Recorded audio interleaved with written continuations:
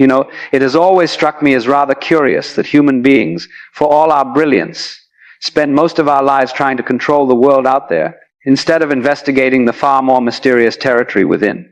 And yet the world within us, the mind, that ever-shifting stream of thoughts, feelings, images, and impulses, is the place where everything we call life actually begins. The outer world is merely the echo. The inner world is the source. And so when people ask me, is there truly a technique to manifest something in 24 hours? I often smile, not because the question is silly, but because it reveals a profound forgetting. You see, the universe is not withholding anything from you. It is constantly expressing itself through you, like a musician through an instrument. The trouble begins when the instrument is out of tune. You do not manifest by forcing. You manifest by harmonizing. So today, I want to show you something rather strange, and perhaps a little unsettling at first, but deeply liberating once you understand it. A technique, yes, but not the kind you perform with your hands or your words. It is a shifting of your relationship with your own mind so sudden and so complete that the world around you cannot help but reorganize itself to match it. For the world is your mirror, and your mind is the face that mirror reflects. Now, before we begin, I want you to forget something. Forget that your mind is merely a thinking machine. It is not. Your mind is an artist. It paints reality according to the colors you give it. And it has been painting unconsciously for so long that you have forgotten you are the painter and not the painting. The technique I want to share with you today is what I call the pivot of awareness. And if you truly practice it, not with strain or effort, but with a kind of relaxed curiosity, you will witness something extraordinary. Situations will shift. People will behave differently. Opportunities will appear as if conjured out of the mist. And not because some cosmic vending machine has delivered your order, but because you remembered what you are, the very consciousness through which the universe expresses itself. You see, the universe is not a thing. It is an activity. And you, my dear friend, are part of that activity, just as a wave is part of the ocean. So the idea that you must manifest something is a bit like a wave trying to manifest water. What you seek is already the essence of what you are. But here is the paradox. You can only realize this when you stop trying to grasp it. Imagine for a moment that you are watching your own thoughts the way you would watch clouds drifting across the sky. You do not chase them. You do not analyze them. You simply notice them. One thought says, I want money.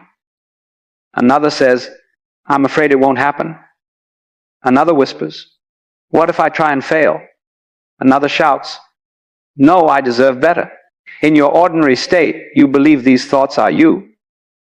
You think them, and they feel authoritative, as if the universe has stamped them with approval. But the truth is that thoughts are simply habitual noises of the mind, like the chatter of a radio left on in the background. They are not commands. They are not truths. They are only possibilities. Now here comes the secret. The moment you realize that you are the one observing the thought, and not the thought itself, you gain the power to redirect the entire course of your reality. Because the observer, the awareness, is the place where creation begins. You see, most people try to manifest by wrestling with their thoughts, as though the mind were a stubborn mule that must be whipped into obedience. But the mind is not a mule. It is a storyteller. And the storyteller only changes its tail when it feels safe, relaxed, and heard. So let us shift something. Bring your attention back to the present moment. To the sensation of your body sitting here, breathing here, listening here. Notice that the breath does not require your permission. Your heart beats without consultation. Your very life is happening all by itself, a magnificent symphony playing without a conductor. And then gently, like turning your head toward a sound, notice the awareness that hears these words. That is you, not the thoughts, not the desires, not the fears. You, the awareness, are the sky in which all the clouds appear. The technique begins right here. First, you must understand that manifestation is not the act of forcing the universe into compliance. It is the art of matching the frequency of the thing you desire so fully that the universe recognizes you as the same expression. You do not attract what you want. You attract what you are, and what you are is determined by the quality of attention you offer to the present moment. Let me give you an example. Suppose you want to manifest love within 24 hours. Most people would begin by imagining a lover arriving, saying certain words or performing certain gestures. But this is not manifestation. This is daydreaming. Real manifestation begins not with pictures in the mind, but with the feeling of being what you seek. If you want love, you must become the atmosphere in which love is natural. If you want abundance, you must become the vibration of abundance before it appears. If you want opportunity, you must become open, not grasping, but receptive. The technique works because it does not attempt to rearrange the outer world. It rearranges you, and the world simply follows suit. Now, let us enter the core of it. Imagine you have a desire, something specific, something meaningful, something you wish to experience within the next 24 hours. Let it arise naturally, without forcing it. A promotion, an unexpected message, a financial blessing, a moment of clarity, a solution, a chance encounter, whatever it is. Let the image float gently before you, and now observe a strange thing. The moment a desire appears, so too appears attention, a reaching, a subtle grasping of the mind. That grasping is what prevents the desire from unfolding. For the universe is like a playful cat. The more desperately you chase it, the more it slips away. But sit still, relaxed, gently attentive, and the cat will stroll right onto your lap. The mind control technique is not control in the sense of domination. It is control in the sense of alignment. You are learning to direct attention the way a seasoned archer directs an arrow, not by force, but by presence. The first stage is detachment of identity. This means recognizing that your desire is not something missing. It is simply something you are giving attention to. The moment you detach from the idea that I need this to be complete, you create a vacuum, a spaciousness into which the universe can deliver. The second stage is embodied becoming. You close your eyes, if you wish, and breathe softly. Then, without images or mental effort, you sink into the feeling of already being the version of yourself who has received what you desire. You do not imagine the outcome. You imagine you after the outcome. A subtle shift, a gentle relaxation, a touch of confidence, a quiet smile, that inner exhale that says, yes, all is well. This is not fantasy. It is familiarity. You are introducing your nervous system to a new baseline. And once the body believes what the mind whispers, reality must comply. The third stage is the most paradoxical and the most powerful. It is what I call the sacred forgetting. Once you have embodied the feeling, you release it. Not like dropping a heavy burden, but like placing a feather on the wind. You let it float away. You do not cling. You do not check. You do not monitor. You simply move on as though it has already happened and requires no further effort on your part. This is the pivot. This is where most people fail, because they think they must keep affirming, visualizing, rehearsing. But that is the path of doubt disguised as devotion. If you believed the universe had received your intention, you would not repeat it endlessly. You would simply go about your day. And so now we arrive at the final stage, the alignment of attention. For the next 24 hours, your only task is this. Whenever the old mind rises with its doubts, you do not fight it. You do not argue. You do not try to silence it. Instead, you observe it with the calm amusement of someone listening to a story they've heard 1,000 times. You say inwardly, ah, yes, the old echo returning. And then you pivot your attention back to the feeling of being the one who has. Not the outcome itself, but the version of you that exists in that reality. This is enough to bend the fabric of your experience. Because consciousness is causation. You see, the universe does not respond to your wishes. It responds to your state. And the moment you shift your state, the universe must shift with you. Just as a shadow must shift when the person casting it changes their stance. Now, you may wonder, how does this work so quickly? How can something change in 24 hours? But consider this. Reality is not a solid thing. It is a vibrating field of possibilities, collapsing into form based on the quality of your observation. When you change the observer, you change the observed. This is not mysticism. This is physics, hidden beneath poetry. What you call manifestation is simply the recognition of your partnership with the universe. You are not a puppet of fate.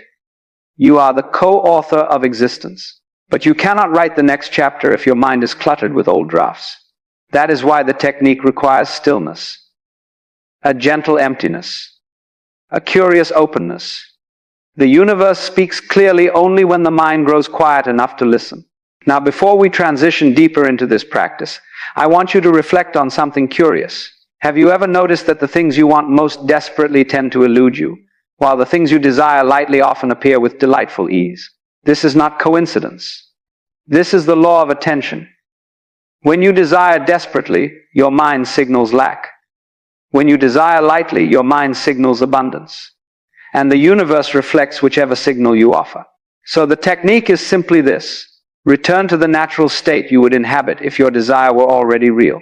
From that state, quiet, relaxed, complete, you allow the universe to do the rest. And it will, because it already has. Because in the dimension of consciousness where your desire originates, the thing you seek is already present. You are not manifesting something new. You are aligning with something that is already true in a deeper layer of reality. And once you feel this, truly feel it, the 24-hour window becomes not a challenge, but a playful dance with existence. I want you to sense something subtle moving underneath your experience, something you may have overlooked for years, perhaps even for your entire life. It is the simple truth that you do not live in the world you believe you live in. You live in a world filtered, colored, shaped, and sculpted entirely by your mind. Two people can stand in the same room, in the same moment, and inhabit entirely different realities. One sees opportunity. The other sees danger. One sees beauty. The other sees monotony. One sees a door opening. The other sees a wall. And yet the room has not changed. The minds have.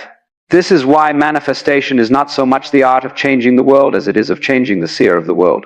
When the seer shifts even a little, how the landscape transforms. Now, let us return to the technique, for there is one more layer we must unravel together. You see, embodying the feeling of already having your desire is only half the practice.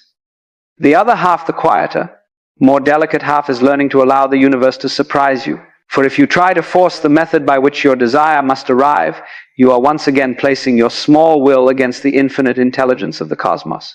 Instead, imagine the following. You plant a seed in fertile soil, you water it once, you smile at it, and then what do? Do you dig it up every hour to inspect its progress? Do you frown at the soil and demand it hurry? No, you trust the unseen processes. You walk away. You let the seed perform its quiet magic. Manifestation works the same way. The moment you plant the intention, the moment you inhabit the identity of already having, it is done. The universal soil knows precisely what to do. Your only task is to maintain the climate in which the seed can flourish. That climate is your internal state, not your effort, not your control. Your state. And your state is determined not by your thoughts, but by your relationship to your thoughts. Permit me to illustrate.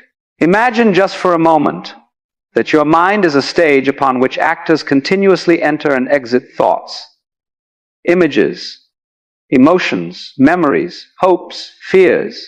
Most people identify with the actors. They think, this actor is me. This emotion is me. This fear is me. But what if you realize quite suddenly that you are not the actor at all? You are the stage. The actor comes and goes, but the stage remains. When you see yourself as the actor, fear becomes a command. When you see yourself as the stage, fear becomes a visitor. This is mind control, not domination, but non-identification. When a limiting thought arises, you do not shove it away. No. For to shove away is to acknowledge its power. Instead, you watch it, curiously, calmly, as one might watch a bird land briefly on a branch before flying away again. You say inwardly, there is doubt again. How interesting. And just like that, you reclaim the throne of awareness. This is what allows the 24-hour shift. You see, when you hold the identity of already being, and then you meet the old identity, the fearful one, the doubtful one, not with resistance, but with gentle observation, you weaken it. Each time you observe without identifying, the old pattern loses energy, and the new identity strengthens. Soon, a tipping point occurs, and the world rearranges itself to match the new state. Now, perhaps you wonder what this actually looks like in practical terms. How does the universe respond? How does the external world shift? Well, the universe is astonishingly clever. Consider the following possibilities, each of which has happened to countless people who practiced exactly what we are discussing. A person you haven't heard from in years suddenly contacts you. An opportunity appears that you never could have predicted. A solution emerges not from thinking but from quietness. A financial blessing arrives through a channel you did not anticipate. A person you needed to meet passes by in the most unlikely moment. A door opens precisely where you once saw a wall. Life becomes strangely poetic, as though existence itself is collaborating with you. But you must understand something essential. The universe is always collaborating with you. Always. It is your inner noise that often prevents you from hearing its whispers. So let us deepen the practice. Earlier I shared the stages: detachment, embodiment, forgetting, alignment. But now I want to introduce the final component, one that reveals why the technique works in 24 hours, not 24 days or 24 weeks. This component is what I call the collapse of time. You see, time is only an illusion created by the mind to organize experience. The universe does not know time. It knows only now. And your future desire, strangely enough, already exists in this. Now, in another layer of consciousness, when you embody the emotion of already having received it, you pull that version of reality into the present. You collapse the illusion of later into the experience of now. This collapse is what creates shifts that appear miraculous. Now, you may ask, but if the universe already holds the version of me who has what I want, why must I do anything at all? Because consciousness is a participatory dance. The universe provides the possibilities, but you choose the tune. When you choose the tune of lack, the universe must dance accordingly. When you choose the tune of fulfillment, the universe recognizes the rhythm and begins to move resources, people, opportunities toward you. This is why the pivot of awareness is so powerful.